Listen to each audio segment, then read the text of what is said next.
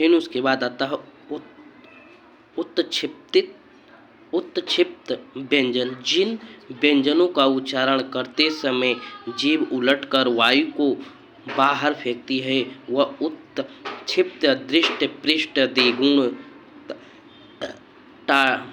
टाडनज टाडन न जात व्यंजन कहलाते हैं। जैसे ढ हो गया, अंगा हो गया और ढक्कन ढ।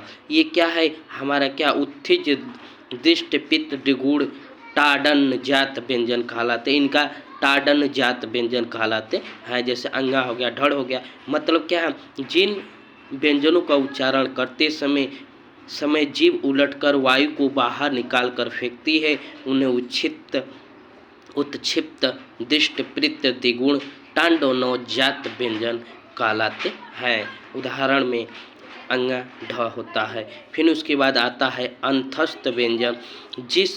जिस व्यंजन का उच्चारण न तो स्वरों की भांति होता है न ही व्यंजनों की भांति होता था है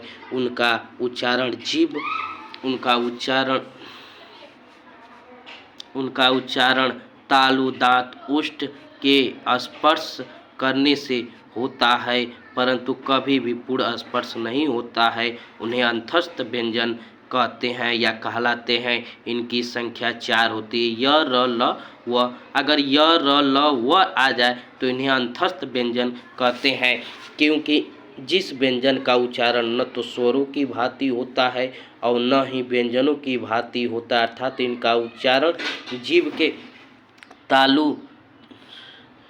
जीभ के तालु दंत ओष्ठ को स्पर्श करने से होता है परंतु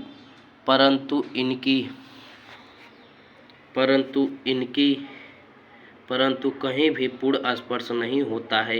इन्हें अंतस्थ व्यंजन कहलाते हैं। इनकी संख्या 4 होती है। य र ल व। फिर उसके बाद आता है य व को अर्ध स्वर भी कहा जाता है। लुठित व्यंजन। जिन व्यंजनों का उच्चारण करते समय वायु जीभ के ऊपर लुढ़कती हुई बाहर निकलती है उन्हें लुठित प्रकंपित व्यंजन कहते हैं। जैसे र होता है संघर्षीय व्यंजन।